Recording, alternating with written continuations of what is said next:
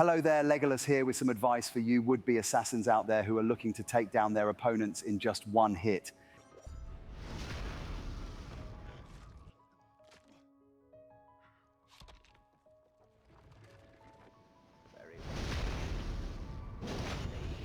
Did you know that different weapon types have different critical damage results?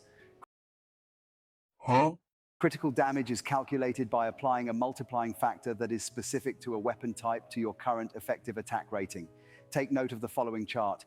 As you can see, of all the weapon types, daggers boast the highest multiplier, and the misericord reigns supreme among them with a whopping 140 crit stat and a unique critical damage multiplier of 5.3.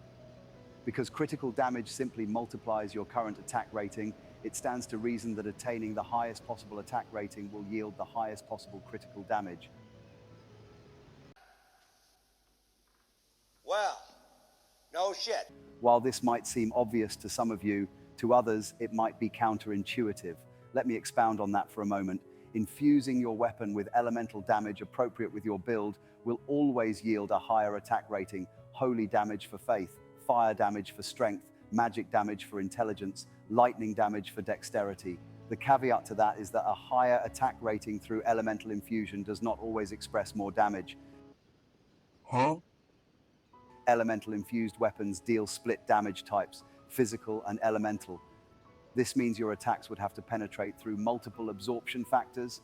Observe this simulated light attack with the Clean Rot Knight sword with 2 different infusions against the Dragon Lord. Notice that the superior attack rating of the lightning-infused weapon is made inferior by the enemy's robust lightning defense. Next, study a simulated riposte against the same enemy. Notice that multiple absorptions were made virtually irrelevant. In cases in which enemies do not boast a high absorption value against your particular elemental damage type, you will always inflict more damage with a riposte from an elemental-infused weapon. Now we can discuss setup. If you're not already approaching soft cap in your damage attributes, talismans like Millicent's Prothesis or Starscourge Heirloom give your damage a little extra push if needed. If you're feeling like a god and that nothing will ever touch you, the Ritual Sword Talisman increases your attack rating by 10% when your health pool is full. Conversely, the Red Feathered Branch Sword Talisman increases your attack rating by 20% when your health pool is below 20%. This can be further amplified by various item buffs and spell buffs.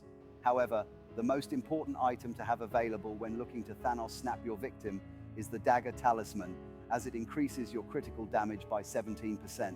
Next, I will be demonstrating the previously discussed points by executing ripostes with 3 different weapon types. The Guts Greatsword.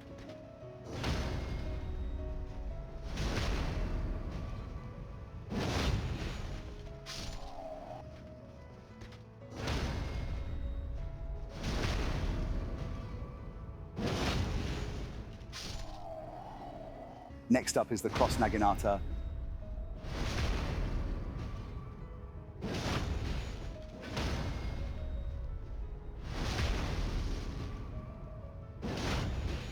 Now the Misericord.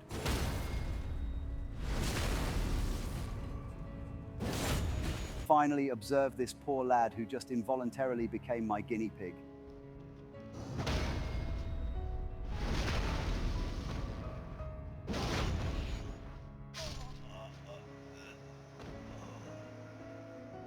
In PvP, getting parried and riposted by someone with this setup does not allow for second chances, as it will almost always kill in one shot, no matter the defensive stats.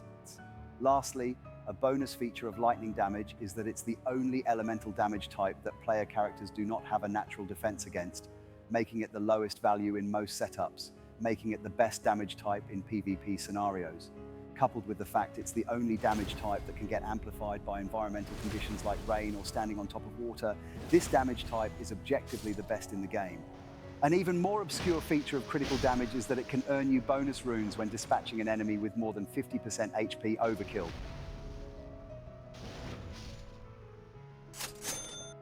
Now that you know how this feature works, you're ready to dispatch all of those pesky R1 spammers.